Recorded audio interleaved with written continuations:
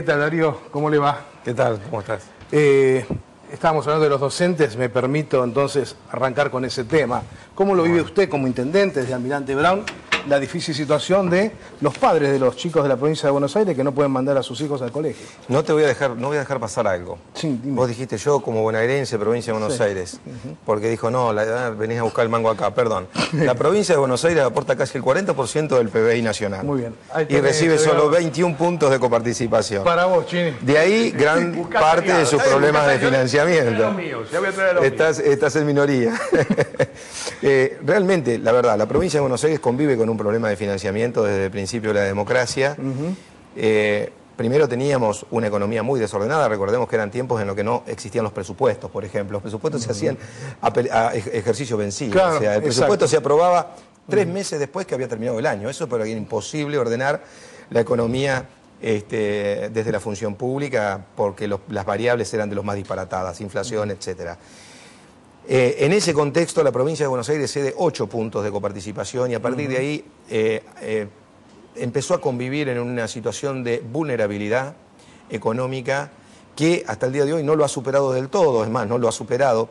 Solo en un periodo, cuando se creó el Fondo del Conurbano, cuando Duhalde fue gobernador y Menem era presidente, Sí, como condición que fue estaba casi una condición política para poder gobernar la provincia de Buenos Aires y no tener que estar, podemos decir, con la soga al cuello 365 días del año. Esa es una realidad estructural de la provincia de Buenos Aires, que además, en todo este periodo, vio crecer la cantidad de escuelas, cantidad de hospitales, todas buenas noticias, pero por cada escuela nueva, cada hospital nuevo, hay más personal, hay que limpiarlo, hay que pagar la luz, el gas, hay que nombrar los docentes, hay que comprar los bancos, etcétera. Eso incrementa el gasto de funcionamiento. La mayor escolarización, producto del éxito de las políticas sociales, educativas, económicas de este gobierno en todo su recorrido, ha impactado también en un incremento del gasto. Después también es cierto que hay una mirada especial respecto de si la asignación del gasto está bien que se haga en tal tema o en tal tema, habría que recortar más de este lado, ampliar más del otro. Eso ya es una cuestión más microscópica, de microeconomía que habrá que analizar. Pero en este caso, el 91% de lo que gasta la provincia de Buenos Aires lo hace para gastos corrientes, en donde el 70 y pico % es en personal. ¿Es inviable la provincia entonces? No, diga, a ver, en estos términos, no es fea, es incómoda la palabra inviable.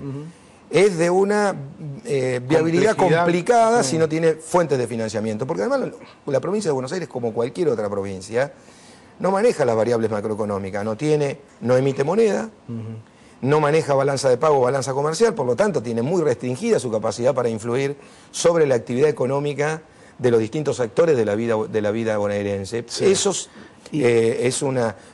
le está reservado al gobierno federal, y está bien que así sea, porque es un gobierno en donde, en definitiva, este es un país en donde, en definitiva, hay un gobierno nacional y las provincias tienen un porcentaje de autonomía en algunos temas, pero después en el resto están integrados con un concepto federal. Y en las intendencias, ya que estamos hablando de cuestiones piramidales, ¿esto también repercute de la misma manera o se puede administrar diferente a lo que es el gobierno provincial? La verdad, lo que más repercute y lo que nos angustia, lo que a mí personalmente me angustia, es ver el recorrido, la angustia, el peregrinaje de los papás que no saben qué hacer con sus hijos. Sí. Los chicos que hoy tendrían que estar en las escuelas no lo están.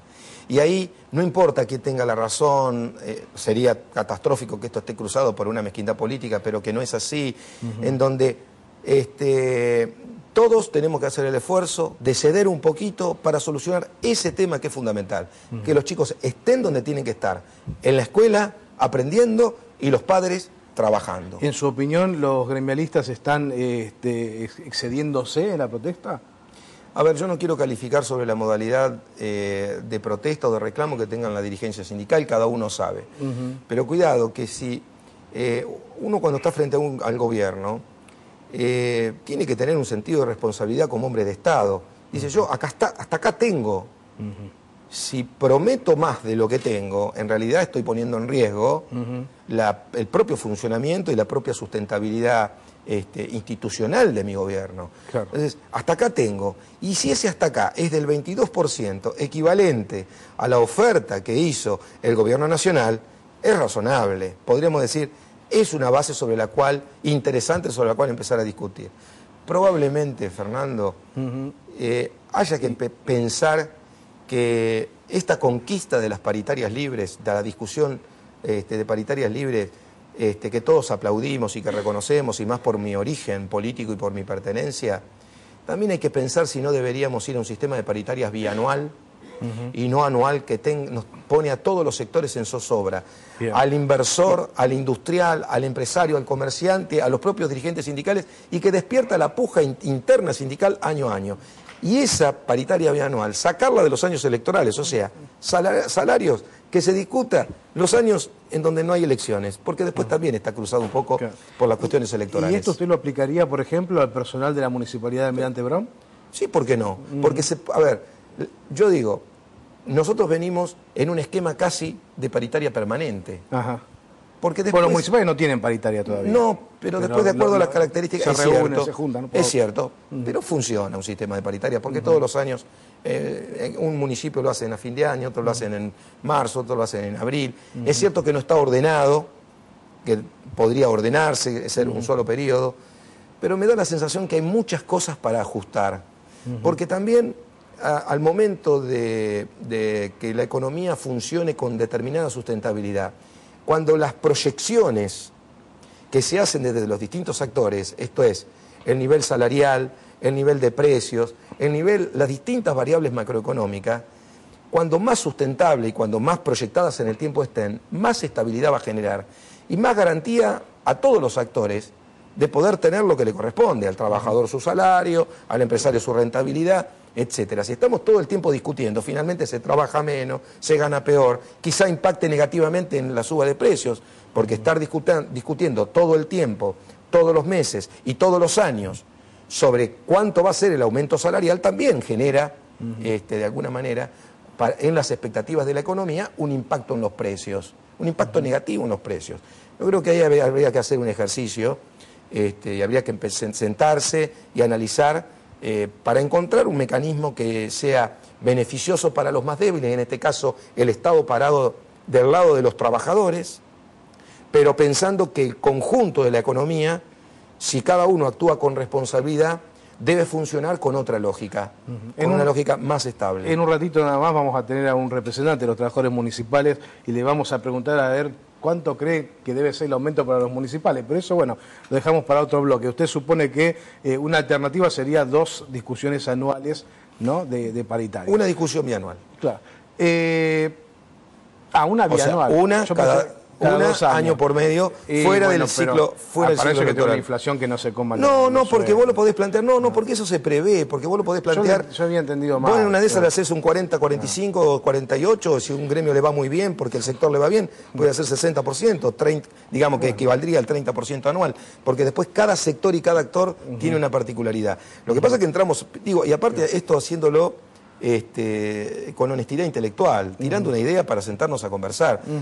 Porque finalmente, si el Estado ocupa el lugar que tiene que tener, esto es, juntar a las partes, pero al mismo tiempo proteger a los más débiles, en este caso, digamos, de un lado del mostrador están los trabajadores, del otro lado el que busca la renta. Estoy hablando del sector privado. Sí, uno busca su beneficio en términos lucrativos, el otro busca su ingreso para poder parar la olla, para decirlo en criollo. Eso, finalmente, se tiene que gestionar con parámetros lógicos, sustentables, planificados, y que finalmente esa puja no nos quite tiempo a estar trabajando, produciendo, educando, y que de vez en cuando, podríamos decir cada 2 años, de hecho en el primer gobierno del primer periodo del peronismo, no hubo la cantidad de paritarias que hay ahora. Hubo 2 paritarias, podríamos decir, generalizadas, y después Perón mismo gestionó el pacto social, porque veía que la locura de la discusión paritaria nos sacaba del centro de la cuestión, que es producir, trabajar y generar mejor calidad de vida. Nos queda la última parte de la nota, pero quiero salir de este tema. Resulta que con la asunción de Bergoglio como Papa parece que no hubiese pasado más nada en la Argentina, estamos como todos concentrados en eso, pero antes había un problema gravísimo de inseguridad. El reclamo principal de la gente era la inseguridad. El tema en Junín, lo que pasó en Junín, esa suerte de pueblada mezclada. ¿Cómo hacen los intendentes para lidiar con eso? Sobre todo y sin plata. A ver. Bueno, primero es bastante difícil. En la actualidad, digamos, del gobierno, de los gobiernos en los distintos niveles del Estado es que tenemos una demanda creciente, especialmente los que estamos en el primer escalón de respuestas, que es en la Intendencia. Entonces, la estructura jurídico, financiera, económica de un municipio no está preparada para dar respuesta a tantas cosas. Para eso están los distintos niveles del Estado. Pero como se nos reclama, tenemos que dar respuestas. Para eso nosotros hemos creado dispositivos concretos, políticas de seguridad concretos, utilizando las nuevas tecnologías, sistema de cámara. No viene al caso la cantidad de cosas que aplicamos, que muchas de ellas dan resultado y sirven. Ahora bien, todos tenemos algo para hacer. Y lo primero que tenemos para hacer es despojar la discusión de las políticas de seguridad de las mezquindades políticas. Esto va a mejorar la seguridad el día que todo lo tomemos con un amplio sentido de responsabilidad como una política de Estado y no para sacar una pequeña ventaja electoral.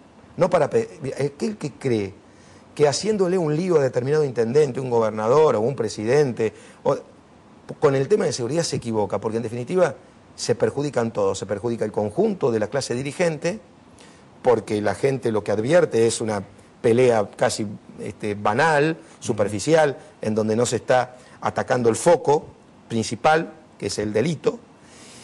Y finalmente en esa pérdida de tiempo también se ve la mezquindad de los intereses personales, en donde cada uno está proyectando su vocación de poder político y no la vocación de resolver los problemas de la gente. No es un tema sencillo, pero todos tenemos algo para hacer. Los intendentes hacen mucho esfuerzo aún cuando no tienen la responsabilidad. La provincia de Buenos Aires tiene mucho para hacer.